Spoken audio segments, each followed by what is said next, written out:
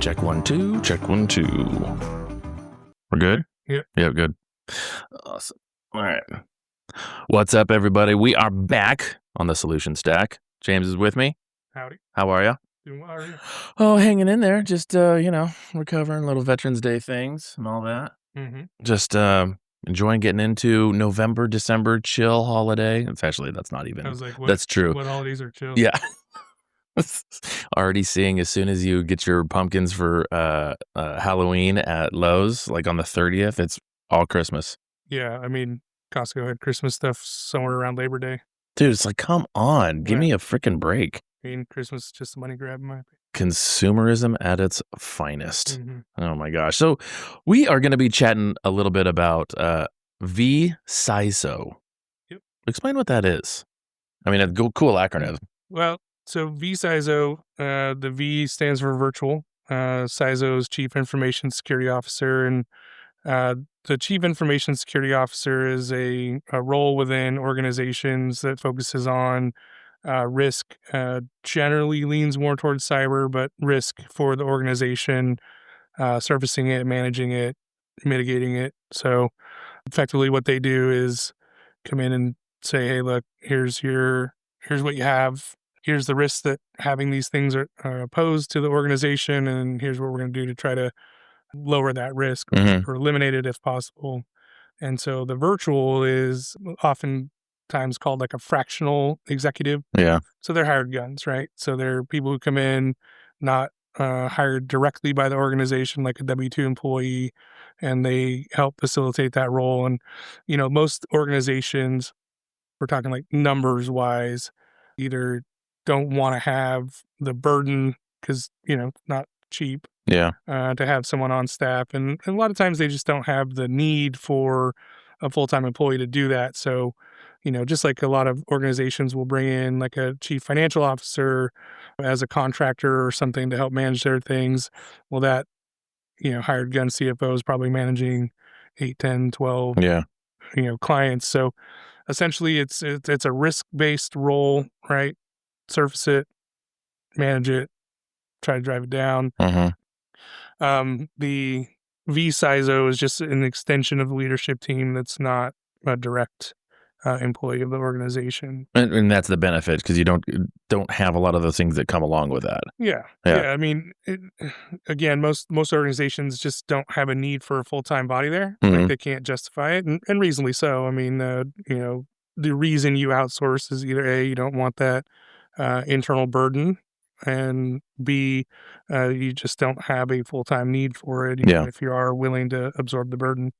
So it's funny because you're saying fractional. That term is very familiar to me. So V is the virtual side, but you're not virtual. I would think like you're talking to someone in another country doing virtual things, or with someone in a different part of the state or country. It's honestly just kind of a branding thing. Like fractional is harder to acronym.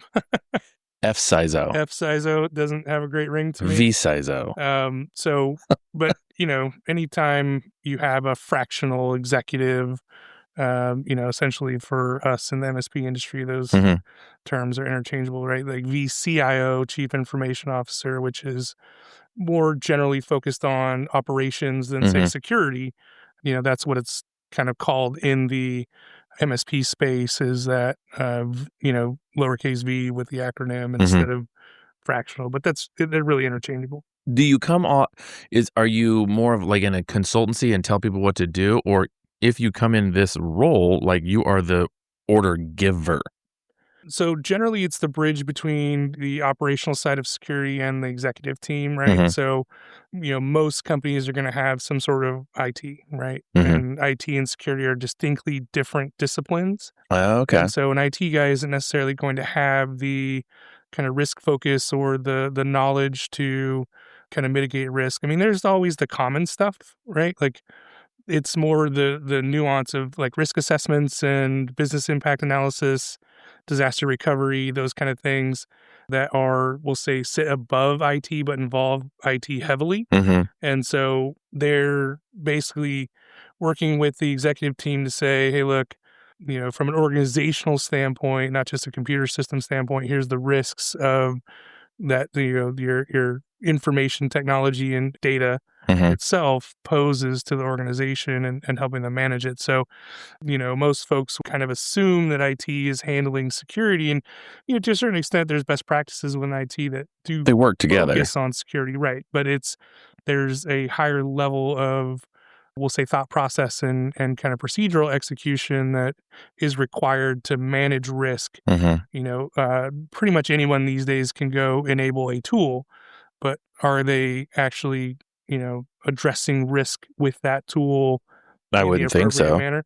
It's hit and miss. Like some IT guys are gonna have that skill set or mindset, and some aren't. These days IT is such a ubiquitous term, and there's an assumption that IT means everything that turns on and That is true. I mean, that's is kind of the thought of it, yeah. right, connects to a network, but they're not the same thing. Make all my shit work. That's all we want. Yeah, And pretty you're much. and you're saying we're gonna go and have somebody in there to, like, make sure it's all secure. Sure, and there's a fine line between, function and security as far as business enablement, right? Like, making it work is great, but if you make it work in a way that's insecure, that poses risk to the organization, Mhm. tons of people can make it work. Yeah, yeah. Far fewer people can make it work and be secure. Is this a new thing that you guys are doing at Fuse? Or I shouldn't even say that. Like, is it a new has it been out there for a while? It has. This is more of a, we'll say, rebirth. Okay. Um, so I've been doing security consulting for clients for quite some time, and we've kind of evolved that into more of a standardized program.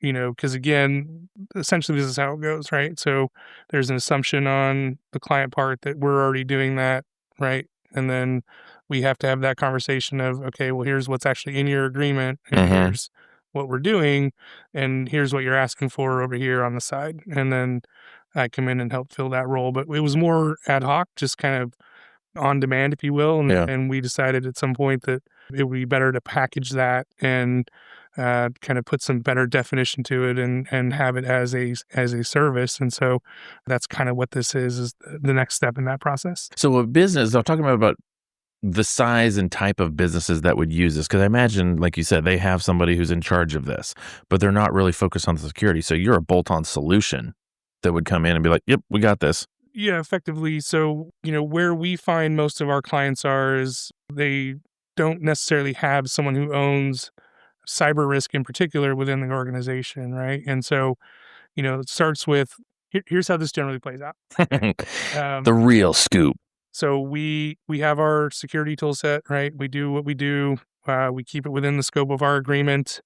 It's not like fully understood what is included and what isn't, and then something happens, like a breach or Mhm. some sort of compromise, and then we have to have that sometimes difficult conversation of, well, this is what we've proposed previously, and maybe it was taken or maybe it wasn't, and then here's what a security program actually looks like. And so we go through and do an assessment, right? Mhm.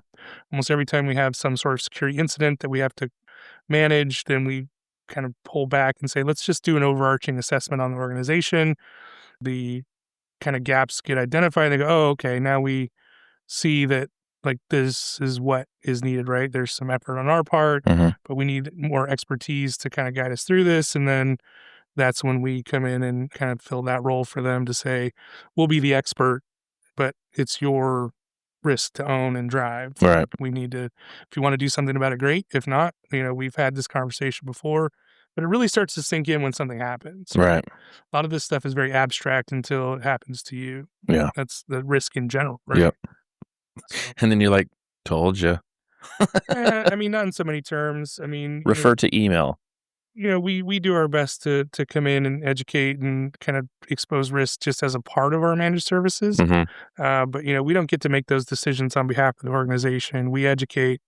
You as a client decides, yes, I want to do this or not, right? Mhm. And then we go and execute. And if your decision is to not address that risk or to not have these programs, well, that's your decision to own. Right. But when that risk gets realized, sometimes they go, oh, okay, let's kind of dive in and do a better job of this. Which that sounds kind of, inherent in business, right? Everybody brings their thoughts and recommendations to the table and, really it lands on the ultimate stakeholder to make the decision to move or Yeah. pass or whatever it is. You can lead a horse to water. Yeah, totally. So when you go in there and let's say you're hired by an organization, and I would imagine the organization size, couple $1,000,000, what, 20 to 50 employees, maybe they got someone in charge of it. Revenue is really not super relevant. It is and it isn't. So really, you kind of have to take a look at what are you doing? What is valuable to your organization, and what risks are posed to it. So we have clients as small as less than 10 users, Mm, right? mhm, mhm. And even some of those clients that are less than 10 users, they could have 2 million, they could have 5 million, they have 10 million in revenue. No, that's a Right. good Really point, yeah. depends on what you're doing and kind of what that is. But really at some point, just taking a step back to say, okay, like if our primary means of earning money is somehow damaged or compromised, like what are we going to do? So Right. is there a vertical then that it's more in line with being at risk? Or yeah, Well, yeah, that you would need security? I know they all I know they're they all are. sure. That's kind of a loaded question, I know, right? I So know. every business has value. Mhm. And so there is like a ubiquitous nature to having something to protect that value. There are certainly some industries that are more highly regulated or more sensitive Mhm. to things like privacy or security and things like that. So no, there isn't any one particular vertical. I mean, the ones that we'll say are kind of real common in the we'll say general knowledge is like HIPAA, right? Yeah. Finance, Mhm. anything that deals with sensitive information. They're more of a target. Yeah, well, and generally they have more regulatory obligations, right? Mhm. So those ones definitely put in because they have to a little more effort to things. But if you have a business and it uses information or technology in any way, and you're providing value to something, and there should be some effort to analyze what that value is and what to do to protect it. Right, right. When it how does it work? Have you guys like the structure? They come in, is it a monthly thing, weekly meetings and assessments and all that? I would think that like, if I'm interested in this, I want to know how is it going to play out within my organization. Yeah. You showing up on a Wednesday morning or what? Yeah, and so this is something that we kind of work with the organization to customize. Mhm. So Like your for car insurance. kind of, but the short answer is it does generally involve like a recurring meeting rhythm, right? Mhm. And setting objectives and goals. They have a concept called a plan of action and milestones, and that is kind of the key to developing a program. So essentially, if you have a higher need, there's more frequent meetings, right? Could be Mhm. weekly. If you have less of a need, then it could be as infrequent as monthly. But generally speaking, just depends on what the need is. Mhm. But yes, there's generally what's called a risk register, which is just a list of risks that are posed to the organization, and then prioritization of efforts, and then you kind of build off of that into policies, procedures, technical controls, audits, Mhm. right? Reviews, these kind of things, reporting. So, the size and scale really depends on, or size and scope depends on really the organization and their risk profile. So, Well, I imagine too you would have a pre-incident or post-incident, meaning, "Oh crap, something just happened." That's a post-incident, "I'm really worried." I imagine that rhythm, that onboarding or whatever is gonna be different than someone's like, "Yeah, I know we need this. Come in yeah, here once a month and give us some advice." yeah. So, incident response is generally different. So, there's the consulting nature, right? And that's the kind of pre, right? Sometimes that's phrased as left of boom. And then the incident itself is boom, and then everything that happens after that is right of boom. Right of boom. Yeah, I don't think I've ever heard that before yeah, that's a relatively common like insider terminology. in the MSP space. No, just in technology in general Oh, okay. or security Trying to think of specifically. what we said in military that had the same thing. I don't know. Yeah, I have to think so about it. there's essentially building a program is know where you are, right? Mhm. Understand where the gaps are, and then try to close those gaps. And the more you do left of boom, the more effective you, in theory, should be right of boom. Well, yeah, because one way or the other, you're gonna be coming in on either side of those. Yeah, and in a lot of cases, we're on both sides of it. Gotcha. Do you guys have your pricing worked out? Yeah. So we have different packages. Again, a lot of it depends on what the organization needs, right? Mhm. Where they're at with tooling and some of this stuff. And that's another component of kind of the flexibility with vCISOs. It could be strictly in a consulting role, meaning you have your own internal IT team, you own your own tools, all this stuff, and you're just kind of helping to define and refine Mhm. those aspects of it. Or it could be even down to like, hey, we're going to go turn some wrenches for you, right? Mhm. So there's a wide array of services that we offer within that. And again, that's where it kind of customizes out to determine pricing is like anything else. How much effort do we need to put into this? And Mhm. what are the hard costs for the tooling and things like that, right? But So, obviously, it's not gonna be an employee and everything that comes the loaded and unloaded and all that. no, right. And generally speaking, it's far more cost effective, Mhm. and just, plain level setting here. How much work are you willing to do and how much work do you want us to do? And that determines your cost. Yeah, gig economy. I mean, make taking advantage of it. Okay.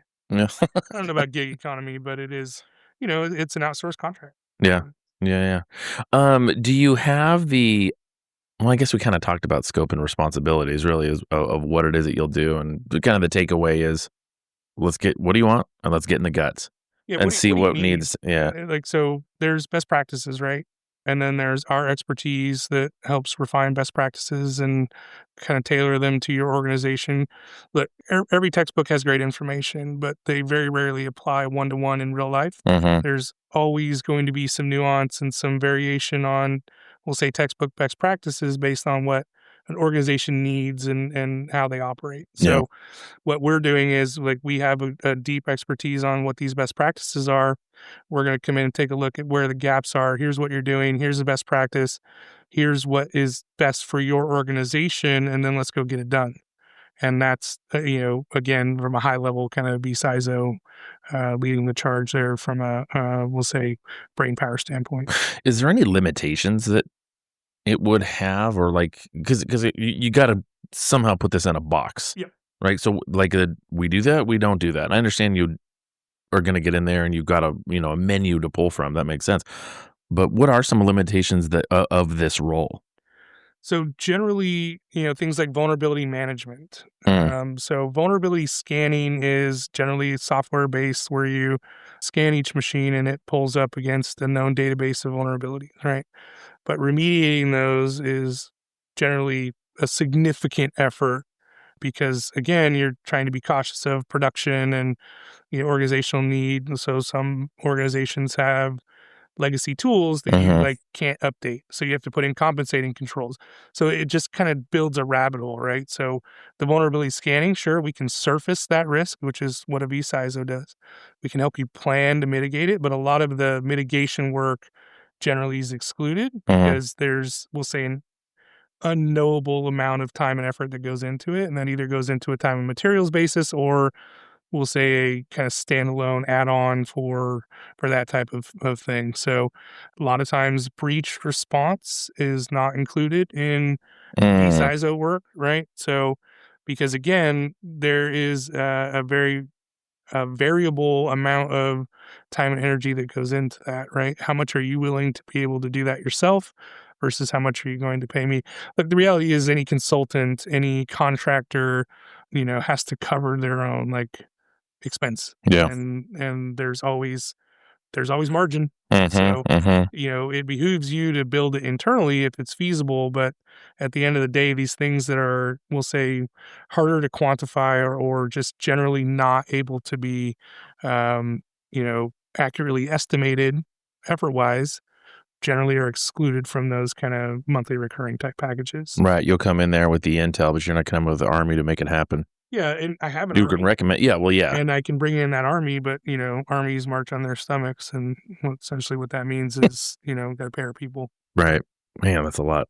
Well, awesome. Well, hey, we covered a lot, and, when are you guys rolling this out? Is this already good Already available, already ready so to go? come talk to us if you have some interest in this, and we're happy to kinda right size a program for you, and, the more modern take on things is we want to do just enough to keep you secure as we can, because you can't mitigate 100%. But the days of we're just going to shove security down your throat and lock everything down have long since passed. And Yeah. we're focused on business objectives and how security fits into that, not necessarily imposing security on things. So, it's like cliches take a long time to transition in society, but it's a much different approach these days to what it has been in the past. I 100% agree with you. And that's why you need someone who's, contemporary expert on these things to help guide that process. Yeah. Well, if you need a vCISO or an fCISO, you can supersize or whatever you want. Yeah. All right, man. Hey, thanks for coming in. You guys give us a call, fuse3.com. Thank you. I don't even remember the number. What's the number? The phone number? Yeah. 916-484-1780. Need to put a jingle on the end. My wife gives me crap because I used to wake up in my sleep. Yeah. Just kind of sit upright and thank you for calling Fuse 3. This is James. How can I help you? Dreaming about work. Yeah. Wow. When you get off the phone with her, oh, hey, thanks for calling. I've done that too. Get off the phone with my family and be like, love you. And then I've got it with clients, same thing. Yeah. Love you. They're like, what? Yeah. All right. So anyways, you guys call us. Bye.